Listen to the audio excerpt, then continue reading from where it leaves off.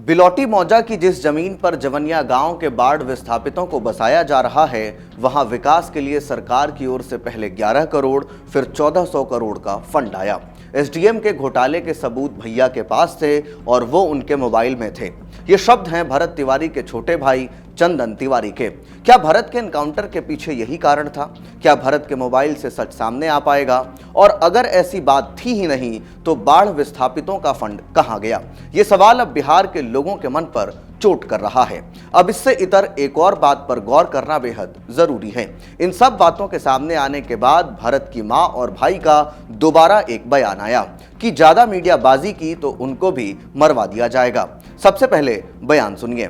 यही कि ये सब बंद कर दो आप, नहीं तो आपको भी वही हश्र होगा, आपकी भाई की तरह मार दिया जाएगा, आपको भी, आपके परिवार वाले को भी मार दिया जाएगा।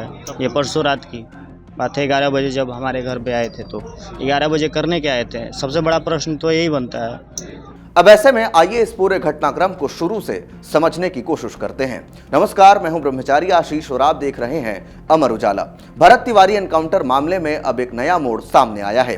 भरत तिवारी के छोटे भाई चंदन तिवारी ने दावा किया है कि उनके भाई की हत्या के पीछे सबसे बड़ी साजिश जगदीशपुर के तत्कालीन एसडीएम संजीत कुमार की है। चंदन का आरोप है कि बिलौटी मौजा में जवनिया गांव के बाढ़ विस्थापितों के पुनर्वास और विकास कार्यों में हुए कथित भ्रष्टाचार के सबूत भरत तिवारी के मोबाइल फोन में मौजूद थे। उन्होंने कहा कि सोशल मीडिया पर वायरल वीडियो में भी भरत ने एसडीएम का नाम लेते हुए कहा था कि उन्हें और उनके परिवार को जान से मारने की धमकी दी गई थी।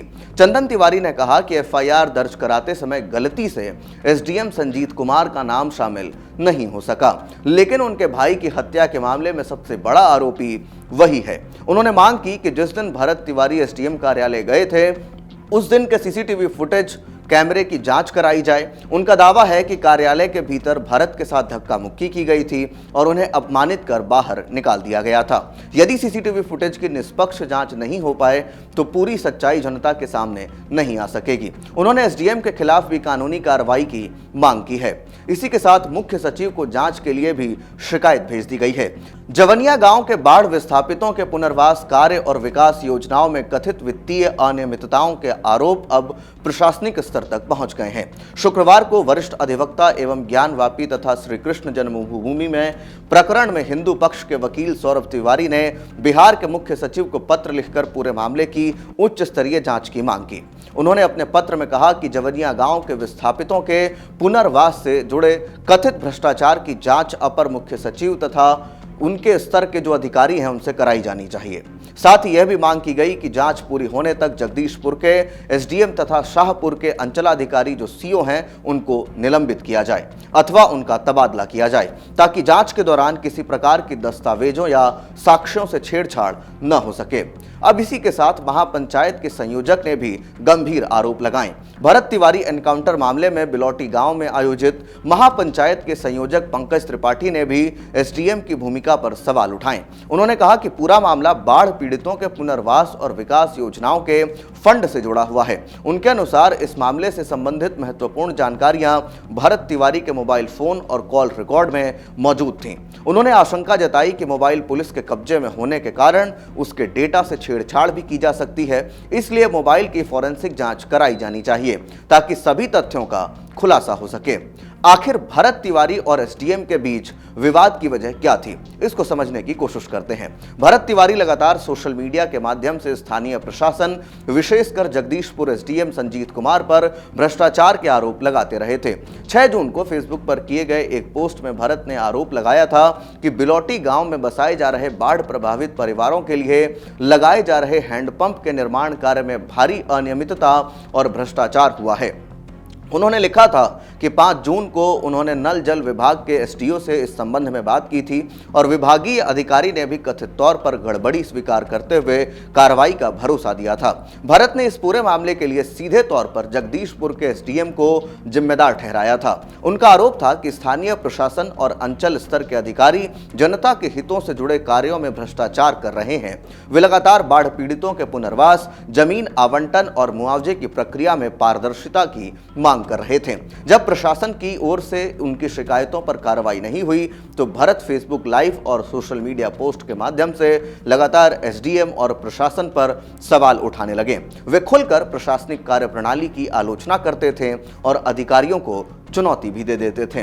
अब एनकाउंटर से 2 दिन पहले ये जो विवादित पोस्ट है वो भी किया गया था। 15 जून 2026 को एनकाउंटर से 2 दिन पहले ही भरत तिवारी ने फेसबुक पोस्ट और लाइव के दौरान कहा था कि वे व्यवस्था परिवर्तन के लिए क्रांतिकारी युद्ध शुरू करने जा रहे हैं। इसी दौरान उन्होंने जगदीशपुर के तत्कालीन एसडीएम को लेकर आपत्तिजनक बयान भी दिया था और उन्हें जान से मारने तक की धमकी भी दी थी। लाइव वीडियो में वे कथित रूप से पिस्टल लहराते हुए भी दिखाई दिए थे। उन्होंने कहा कि यदि प्रशासन ने अपना रवैया नहीं बदला तो वे कानून अपने हाथ में लेने को मजबूर होंगे। आखिरी फेसबुक लाइव में सबसे बड़ा आरोप लगाया गया था।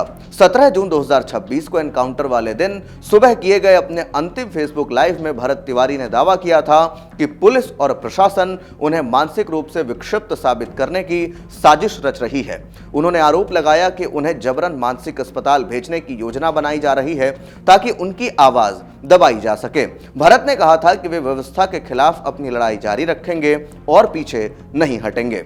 जवनिया गांव के बाढ़ प्रभावितों को कैसे बसाया जा रहा है, इसके ऊपर भी नजर डालना बहुत जरूरी है। जवनिया गांव के बाढ़ प्रभावित परिवारों के पुनर्वास के लिए बिहार सरकार ने शाहपुर प्रखंड मुख्यालय से लगभग 3 किलोमीटर दूर बिलौटी मौजा में करीब 5.5 एकड़ सरकारी भूमि चिन्हित की है। सरकार की योजना के तहत प्रत्येक प्रभावित परिवार को 3-3 डिसिमल जमीन आवंटित की गई है।